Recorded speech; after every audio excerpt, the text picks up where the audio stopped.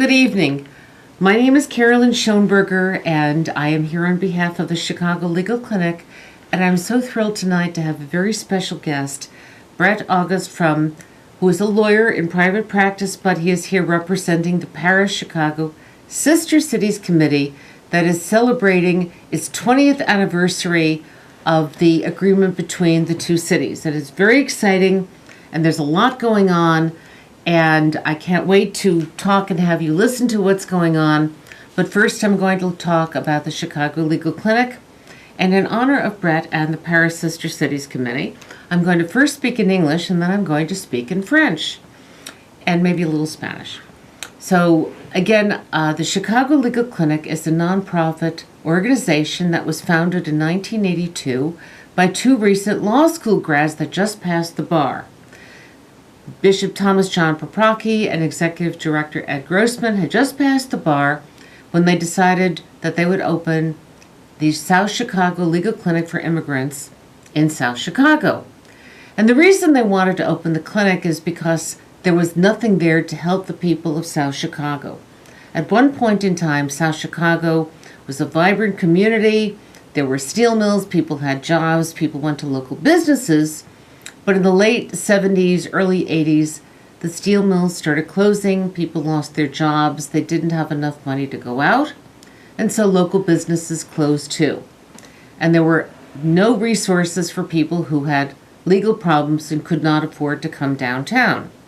So the Chicago Legal Clinic opened with one room office.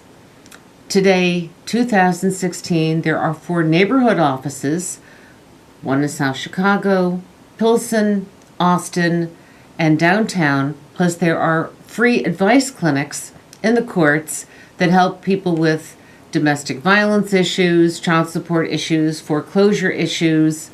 They want to change their name, and a free clinic for law students at Harold Washington College, where I'm a professor. So if you have a question dealing with immigration, child support problems, foreclosure, a real estate deal, wills, please call the Chicago Legal Clinic between 9 and 5, Monday through Friday. Call 773-731-1762, 773-731-1762. It's actually in back of us on the screen. I also want to mention that there is no new immigration law. There has been a change for people who are eligible for waivers of inadmissibility, also known in Spanish as perdones. Please be careful out there. Before you do anything, it is best to consult with a licensed attorney or an accredited lay representative. Now I am going to, for the first time in my life, do a show in French. Bonjour et bienvenue à notre émission de télévision. Je m'appelle Caroline Schoenberger. Je suis avocate avec l'aide juridique de Chicago, de Chicago Legal Clinic. Avant de parler avec notre invité Brett August, le chef du comité de jumelage Paris-Chicago, je voudrais vous parler brièvement de notre organisation.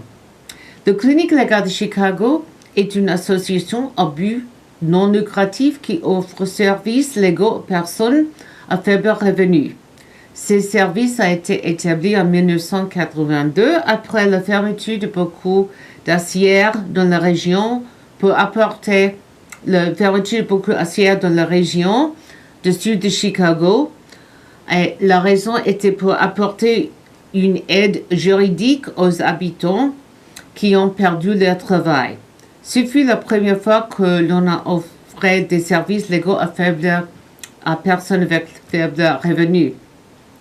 Tout a commencé avec 2 jeunes avocats bénévoles travaillant dans une seule place.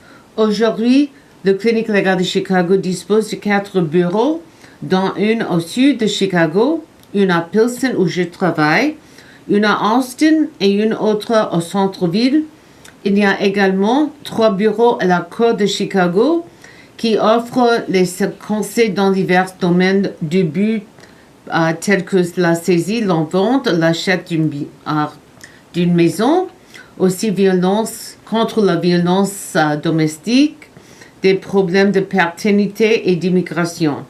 Pour finir, il y a une dernière qui se trouve à Harold Washington College où je suis professeur qui offre assistance juridique gratuite aux étudiants.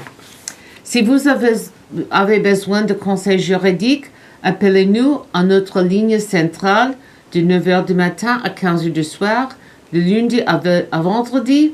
Le numéro de téléphone est 774 731 17 62 773 731 17 62 et c'est en arrière de nous. Et donc, je voudrais vous avertir qu'il n'y a pas une nouvelle loi d'immigration. Il faut faire attention. Pour la gente de habla español, hay de tener cuidado. No hay ninguna ley ninguna nueva ley. Había un cambio de una regla que tiene que hacer con perdones. So, antes de hacer cualquier cosa, hay de consultar con un abogado o con alguien que tiene, que es accredited lay representative. Muchas gracias. Ok. Entonces, hablaremos en inglés. Nous allons parler en français parce que c'est difficile séparer les langues. Let me welcome again Brett August, the chief of the Sister Cities Committee, Paris, Chicago. Welcome to Immigration Forum, hosted by the Chicago Legal Clinic. Thank you so much, Carolyn. It's a pleasure to be here with you, to talk to you and to your viewers about Chicago Sister Cities International, and most importantly, the 20th anniversary of the Chicago Paris Sister Cities Committee. So I think we have to do a little bit of telling people about the Sister Cities program. Can you tell us a little bit about it? Because I think a lot of our viewers don't know much about the program. Chicago Sister City program was created in 1960 by Mayor Richard J. Daley. It was part of a national program that was launched shortly after World War II by President Eisenhower. Excuse me. The first sister city that Chicago welcomed into the fold was Warsaw, Poland, but that program has since grown to include 28 cities. It's truly a global organization now, so that Chicago Sister Cities include cities really around the world, from Europe to Asia, from Africa to South America. It has become singularly the most active Sister Cities program anywhere in the world. And most of the activities, are they cultural, or what kind of activities are sponsored by the different committees? I think that most committees do start off with a focus on cultural activities because there's a desire to show the welcoming community here in Chicago some of what life was like in the countries that are represented by these sister cities. But beyond that, most of the sister cities have expanded their programming to include the arts generally, and social services, sports, education, and business. And what does the program do for Chicago? Well, I like to think of this as really being a kind of grassroots diplomacy that promotes Chicago on the global stage, so that we keep Chicago front of mind for people abroad who might be considering coming to the United States, whether it's a business looking for a place to establish its North American headquarters, or a tourist looking to plan an itinerary of travel to cities in the United States. We want Chicago to be on the short list. And through the Sister Cities organization, we have developed many partnerships and important relationships, and the program has served as a focal point for cities around the world to be able to compare some of the municipal services they offer, such as social services, to find just how best to offer those services to the residents of large municipalities. Well, before we go further, I have to ask you a little bit about yourself, and I noticed you're wearing a little ribbon. I would point to the little ribbon on your jacket. So tell us a little bit about ourselves. Tell us about that little ribbon, please. Well, last year I had the great honor of being made a knight by the President of France. In French, it's a Chevalier de la Légion d'honneur. and I received that May 1st of last year in recognition of the many volunteer hours I've spent working on French-American causes. It's a great, great honor, particularly, you're not French. That's right. It's an honor that was created in 1802 by Napoleon Bonaparte, but a surprising number of Americans have been honored with this. Well, not that many, but anyway, congratulations. Thank So you. you're a lawyer. What's your specialty? Yes, when I was a political science major at the University of Illinois in Champaign-Urbana, I spent a year studying at a French university. I really liked it. That's somewhat of an understatement, so when I graduated from Yale Law School, I knew that I wanted to have an international aspect to my practice. So my work is very specialized. I work only in the area known as intellectual property law. Specifically, I counsel companies and conduct litigation in the areas of trademarks, copyright, the internet, and unfair competition that includes things such as false advertising and counterfeiting. My clients break down into essentially two categories: U.S. companies that are doing business in the U.S. naturally, but also abroad, and then foreign companies looking to do business in the United States. And for both sets of clients, I help protect their identity and their brands. So you have a number of French clients, I imagine. Well, yes, I have quite a few, and I'm delighted to say that I occasionally get to use my French language skills in writing to them and talking to them and championing their causes. It's one of the values, one might say, of a liberal arts education. So France has, I should say, Chicago has many ties to France besides food and wine. That's what we usually associate historically.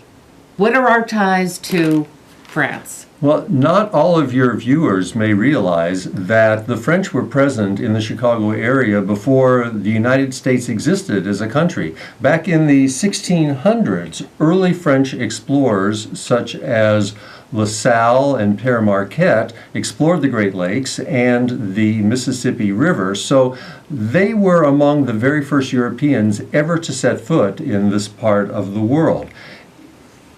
100 years later, in the 1700s, as America was contemplating a revolution against the the English monarchy, as is discussed at great length in the musical Hamilton, a Frenchman led a large part of that effort. The Marquis de Lafayette was an early supporter of the U.S. Revolution. Some might call him an instigator of our revolution. And he was so important to that cause that General Washington, later our first president, put him in charge of many of our troops. You could even argue that the Marquis de Lafayette actually saved us from being defeated by the English during the American Revolution, and when he came back, he had a grand tour of the United States, and that helped us form our identity as one country. Yes, and so the American and French love of democracy has been a bit like a ping pong ball. As you point out, we've helped each other. It was the American Revolution that sparked the French Revolution that took place just 13 years later in 1789. And since then, the U.S. and France have been really important partners, trading partners, military partners, diplomatic partners. And today, as hard as it is to believe, over 1 billion, that's billion with a B, dollars worth of commercial transactions take place every single day between French companies and American companies. The U.S. is also the top destination for French foreign investment, and the United States is the largest foreign investor in France. There are a lot of French companies and French nationals in Chicago, is that correct? I thought you might ask that. So I called my friends over at the French consulate here in Chicago, and I want to give a special thanks to Consul General Vincent Floriani for updating my facts and figures. There are currently about 9,000 French nationals living and working in Chicago, most of them in management or upper management. It's interesting to note that quite a few of them have decided to make Chicago their permanent home and have applied for U.S. citizenship. The rest of them are rotating through Chicago, and usually for a period of 2 to 5 years. Many of them are working for businesses that are owned by French interests. There are 115 such businesses in Chicago, and perhaps the best way to illustrate how important they are to the French economy is to point out that they employ over 10,000 local residents. So we think, as you mentioned earlier, when we imagine imports from France to the U.S., the first ones that come to mind tend to be wine, luxury goods, perfumes, but it's interesting to note that in fact it's technology goods that are in the #1 slot. France is one of the world's leading innovators in technology and the sciences, and their research centers have close collaborations with their counterparts in the U.S., including in the Chicago area, Argonne National Laboratory and the University of Chicago. Recently, Chicago's healthcare technology incubator called Matter signed a memorandum of understanding with Paris & Company, which is the sort of cute Americanized version of the name of the Economic Development Agency of Paris. So relations between Chicago and France, and specifically Paris, are strong and growing. Well, let's go back to sister cities and let's talk about Paris and Chicago. So when did we begin our sister cities, our jumelage, our relationship? That was in 1996 when then Mayor Richard M. Daley signed a sister cities agreement with the mayor of Paris, who was then Mayor Jacques Chirac. In the last 20 years, we've built a very strong relationship between these cities, and it was about 11 years ago that Mayor Daley asked me to become the chair of the Paris Committee. A highlight of my tenure was traveling to Paris with Mayor Daley and Mrs. Daley for 3 days of meetings, along with my wife, Dr. Carrie August, who fortunately also speaks French. Okay, so let's pause for a second. I understand we have a caller. Hello? Do we still have a caller? Yes, thank you for taking my call. I wanted to make a couple of points. And I would say that outside of our relationship with Great Britain, our alliance and friendship with France is probably the single most important relationship that we have in the international community. And keeping in mind that going forward, when you look at the demographic studies, outside of English, French is projected to be the second. Those are 1 and 2 as far as going forward, the languages which will be preeminent fabulous in the world. In the world over the next 50 years. So it's sort of a horse race as to whether or not it's going to be English or French. And so or Spanish or Chinese. Well, unfortunately, neither Spanish nor Chinese is going to come close. But okay, well, going we'll forward, see. There are more people in China that are learning English than there are people in the United States who speak English. Unfortunately, the world isn't rushing to learn Chinese, but you go to China and every other person speaks English. You go to India, every other person speaks English. So, the reason the French is growing is because, again, it has a long colonial history. That's not necessarily something to be proud and of. And a great history. It has a great history. Yes, in terms but of let us talk a little bit, if we could talk a little bit about what we have in mind, what's going to happen during this 20th anniversary of Paris Sister Cities Chicago relationship, because I think that might be helpful too. So, it is true it's going to be interesting to see whether French or English wins or Spanish or Chinese. I wish more people would learn French.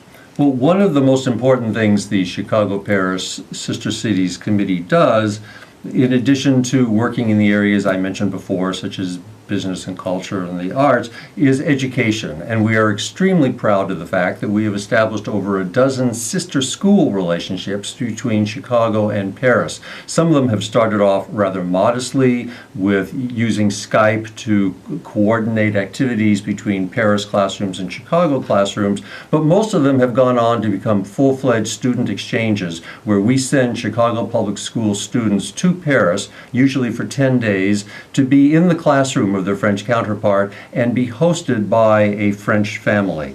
So during the 20th anniversary celebrations, we are going to spend a week trying to turn Chicago into as Parisian a city as we possibly can. From October 7th to the 14th, we're going to have a wide range of events here in Chicago that certainly have something to appeal to virtually every interest.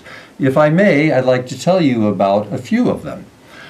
Our opening event is going to be a reception for the over 300 French runners who will be in Chicago that weekend for the Bank of America Chicago Marathon. We are going to be hosting a cabaret dinner with performers from both France and the US at the Polo Cafe. Another event we're organizing are tours at the Art Institute of works from their permanent collection that are either by French artists or, importantly, depict street scenes in Paris. There are going to be two such tours, one in English and one in French, for those of you who really want to polish your language skills.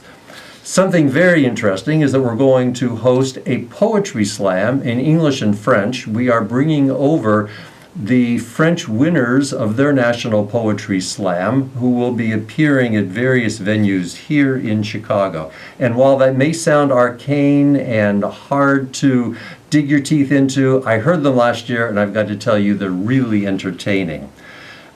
And then I mentioned the Chicago Marathon, which of course is run on land. We are going to do something that I think is a first for Chicago. That's going to be a marathon on water. Yes, you heard me right. We're going to have a rowing marathon with teams from both Chicago and Paris going the full 26.2 miles on the Chicago River with a big cheering section organized by our committee. Lastly, the highlight of the week should be our fundraising gala on Friday night, October 14th at the Chicago Yacht Club. Mayor Emanuel is the honorary chair, and we'll have representatives from the Paris City Hall, and we'll have the Chicago Consul General Floriani with us. All proceeds raised during that fundraiser, as well as the rest of our anniversary celebrations, are going to be used solely to support the educational exchanges between Chicago and Paris. It's our belief that Chicago public students are forever changed once they spend time outside the U.S. because they have a better appreciation for where they fit in the global scheme. And we feel that that is probably the single most valuable contribution we can make as a Sister Cities committee. So to find out more about the celebration of the 20th anniversary Paris-Chicago Sister Cities agreement, where can you get more information? Who can you call? Well, logically enough, there is a website, the address of which is chicagosistercities.com. On the home page, look for the link to the Sister Cities, scroll down to Paris, click on that link, and it will take you to a link to all the anniversary events one by one. And if your viewers have any questions after looking at the website, they're invited to phone the number on the website for further information. And if you're interested in attending the gala, you can buy tickets to the gala that will be on October 14th at the Chicago Yacht Club. Well, Brett, thank you so much for coming. It's been absolutely a first having someone, a French-speaking person. Hopefully, I will have more guests who are French-speaking, maybe even do a call in French. Please remember to tune in to watch another version of the Immigration Forum hosted by the Chicago Legal Clinic on October 19th. In the meantime, if anyone has any questions on immigration, Social Security, disability, divorce, real estate, please call the number on the back of the screen, 773-731-1762, 9 to 5, Monday through Friday, 773-731-1762. Brett, thank you again. Looking forward to celebrating a wonderful event, a great week, and we look forward to seeing you. Thank you for watching Immigration Forum. See you on October 19th. Thank you, Carolyn, for hosting this discussion.